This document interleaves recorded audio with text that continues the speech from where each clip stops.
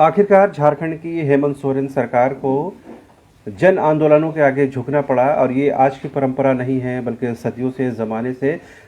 हिंदुस्तान की धरती पर, झारखंड की धरती पर, झारखंड की सरजमी पर जन आंदोलनों का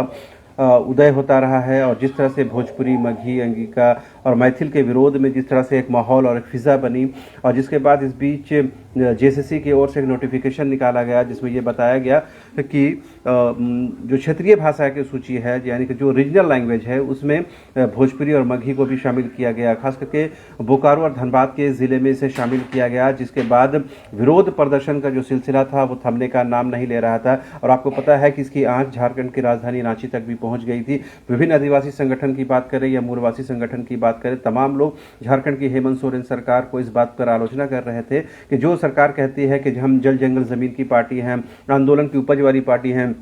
शिबू सोरेन की पार्टी है, उस पार्टी के जो मुखिया है यानी हेमंत सोरेन, उन्होंने आखिर ऐसा कैसे निर्णय ले लिया कि बाहरी भाषा, जिसे वो बाहरी भाषा कहते हैं, जिसमें भोजपुरी, मगही, अंगिका, मैथिल शामिल है, इन भाषाओं को किस तरह से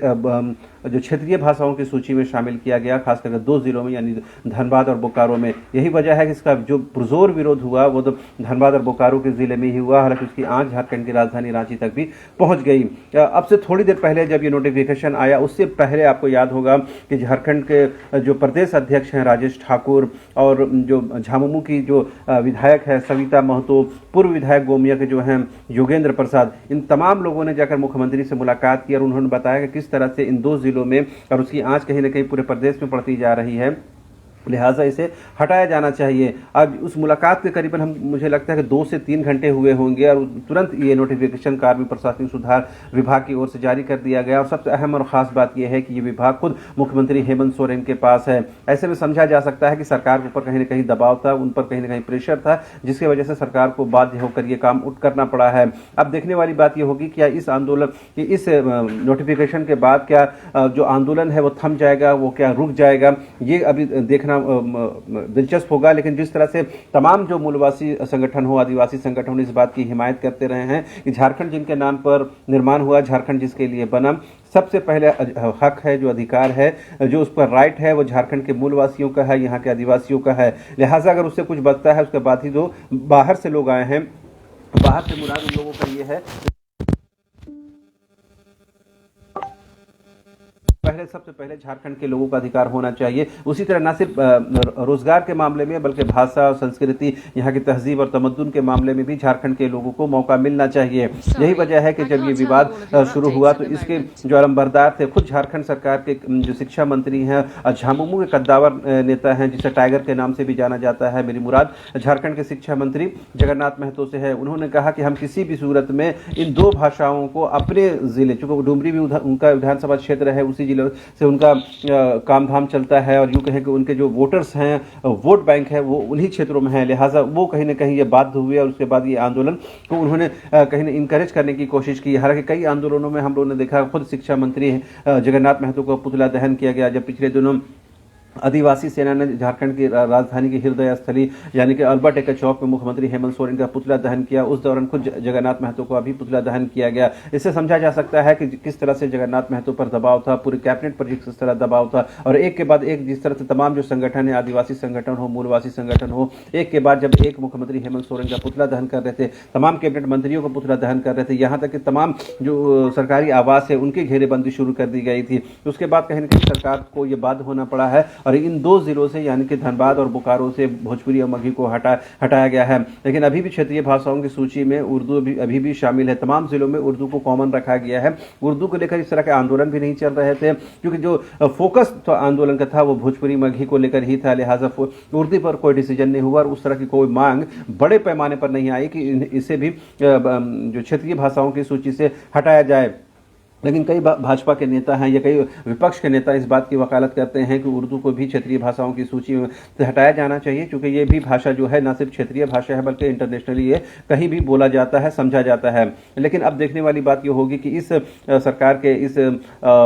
स्टेप के बाद यानी इस नोटिफिकेशन के बाद क्या झारखंड की हेमंत सोरेन सरकार राहत की सांस ले पाती है। जब इस विषय पर लेकर आज दिन में कई आदिवासी संगठनों से बात हो रही थी, आदिवासी जन परिषद के नेता से बात हो रही थी, प्रेम शाही मुंडा से बात हो रही थी, सेलिना लकड़ा से बात हो रही थी, मोतीलाल महतो से बात हो रही थी, देवेंद्र नाथ महतो से बात हो रही, तमाम लोगों ने कहा कि ये मामला सिर्फ 2 जिलों का नहीं है, बल्कि तमाम जो झारखंड के 24 जिले हैं उन 24 जिलों से भी इन भाषाओं को हटाने की जरूरत है। लेकिन फिलहाल सरकार ने जो नोटिफिकेशन जो जेएसएससी को लेकर निकाला था, इन्हीं 2 जिलों में इसे इम्प्लीमेंट किया गया था। लिहाजा अभी जो तत्कालिक जो विवाद पनपा है उसको कहीं ना कहीं खत्म होना अब लाजमी लग रहा है। लेकिन बड़ा सवाल ये है कि खुद जो झारखंड सरकार के सहयोगी पार्टी है यानी लालू प्रसाद की पार्टी राष्ट्रीय जनता दल, वो इसकी हिमायत करती रही है, वो इसका सपोर्ट करती रही है कि हम किसी भी सूरत में ऐसा कोई विद्वेष का माहौल उत्पन्न नहीं होने देना चाहते जिससे समाज टूट जाए, समाज बिखर जाए और बाहरी और भीतरी की लड़ाई शुरू हो जाए। लिहाजा सरकार को ये चाहिए कि एक यूनिलैटरल डिसीजन लिया जाए। और खुद कल जब सीपी सिंह से जो बीजेपी के कद्दावर नेता हैं, पूर्व मंत्री हैं, रांची से विधायक हैं, उन्होंने भी कहा कि तमाम जो राजनीतिक दलों को एक प्लेटफॉर्म पर आकर के एक सर्वदलीय बैठक बुलाने की जरूरत है। और ये खतियान का जो विषय है 1932 का जो डेडलाइन है उसको लेकर के हो, स्थानीयता को लेकर के हो, भाषा को लेकर के हो, बाहरी और भीतरी का जो लेकर के जो विवाद है उसको कहीं ना कहीं सॉर्ट आउट करने की जरूरत है। तो एक स्टेप सरकार की ओर से चला गया है कि वो उन्होंने उस नोटिफिकेशन को चेंज कर दिया है जिसमें भोजपुरी मगही रखा गया है। अब दिलचस्प बात यह होगी कि भोजपुरी मगही और मैथिल बोलने वाले समाज के लोग अब इस पर क्या रिएक्शन देते हैं। अभी तक उनका कोई रिएक्शन नहीं मिला है, लेकिन उम्मीद की जानी चाहिए कि थोड़ी देर उनका रिएक्शन भी आना शुरू हो जाएगा। जिस तरह कैलाश यादव ने पिछले दिनों कहा था कि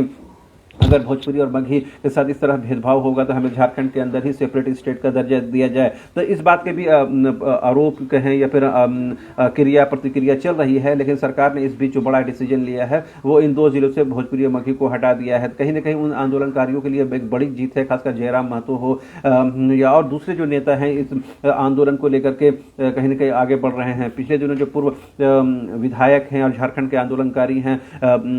सूर्य सिंह बेसरा से बात हो रही थी, शैलेंद्र महतो से बात हो रही थी, और तमाम जो आंदोलनकारी हैं, तमाम जो भाषा को लेकर आगे चल रहे हैं, उन लोगों ने कहा कि झारखंड की हेमंत सोरेन सरकार को कहीं ना कहीं इस तरह के डिसीजन लेने से परहेज करना चाहिए। कहीं ना कहीं समाज टूटता है, बिखरता है, और जिस मकसद और जिस पर्पस के लिए झारखंड की हेमंत सोरेन सरकार को सत्ता में बैठाया गया है वो मकसद आदिवासियों की, मूलवासियों की पूरी नहीं हो रही है। लिहाजा ऐसे सरकार का रहना नहीं रहना औचित्यहीन है। आज जब प्रेम साहिब मुंडा से बात हो रही थी, जो आदिवासी जन परिषद के अध्यक्ष हैं, उनकी जो महिला प्रकोष्ठ की नेत्री हैं सेलिना लकड़ा से बात हो रही थी, तमाम लोगों ने कहा कि भले ही हेमंत सोरेन शिबू सोरेन के सुपुत्र हैं, आदिवासी समाज में पैदा हुए हैं, उस परिवार से ताल्लुक रखते हैं, लेकिन झारखंड की जो आदिवासियत है, झारखंड की जो पहचान है, जो शिनाख्त है, उससे हेमंत सोरेन दूर हैं। उन्होंने यहाँ तक कह दिया था कि जो हेमंत सोरेन हैं यानी झारखंड के मुख्यमंत्री हैं वो भोजपुरी के समर्थक हैं। तो ये आरोप प्रत्यारोप के बीच कहीं न कहीं सरकार के ऊपर दबाव था, उनके ऊपर प्रेशर था, कहीं न कहीं सरकार को यह बात होकर डिसीजन लेना पड़ा है कि उन्हें अपना जो नोटिफिकेशन को चेंज करना पड़ा है और धनबाद और बोकारो से भोजपुरी मगही को हटाने के लिए बाध्य होना पड़ा है। लेकिन मैं बार बार ये कह रहा हूं कि क्या इस नोटिफिकेशन के बाद आंदोलन समाप्त हो जाएंगे, क्योंकि आज भी कई जो आंदोलनकारी छात्रों से बात हो रही थी, नेताओं से बात हो रही थी, छात्र नेताओं से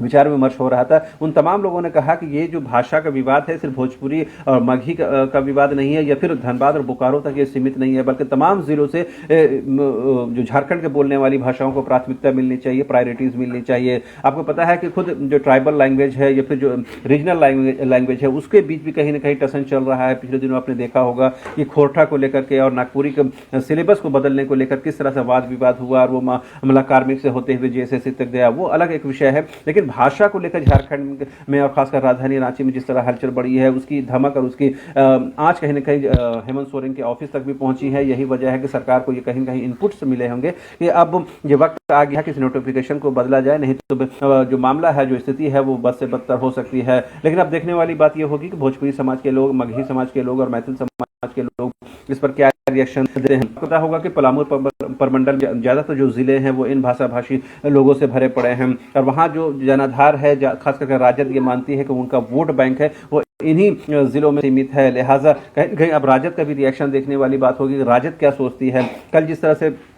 पूर्व मंत्री सुरेश पासवान से बात हो रही थी, उन्होंने कहा था कि दबी जुबान में ही इस बात को स्वीकार किया था कि वो भोजपुरी, मैथिल, मगही के समर्थक हैं, लेकिन वो नहीं चाहते हैं कि समाज में भाषा के आधार पर कोई विद्वेष उत्पन्न हो, कोई डिवीजन हो, कोई लड़ाई झगड़े की स्थिति उत्पन्न हो, कोई बाहरी और भीतरी का विवाद उत्पन्न हो। लिहाजा अब इसको समाप्त करने की जरूरत आ गई है। तो खास करके कांग्रेस के लिए, जिस तरह कांग्रेस के जो विधायक हैं अनूप सिंह, दीपिका पांडे, ये तमाम लोग कहीं ना कहीं इसके समर्थन में कहीं ना कहीं आवाज उठाते हुए नजर आ रहे थे। हालांकि वो स्पष्ट लाइन लेने से डर रहे थे। कहीं न कहीं स्पष्टता का अभाव था, लेकिन वो इस बात को मानते थे और खुद पूर्णिमा नीरज सिंह जो विधायक हैं कांग्रेस के, वो इस बात को कहीं न कहीं मानती थी, जिसकी वजह से उनका विरोध भी हुआ था। और जब खुद शिक्षा मंत्री जगन्नाथ महतो इन भाषाओं का विरोध कर रहे थे, तो जो आंदोलन के दौरान वो भी उसकी चपेट में आ गए, उनका भी विरोध प्रदर्शन हुआ, जिसके बाद उनको प्रेस के सामने आना पड़ा मथुरा महतो के साथ और ये बताना पड़ा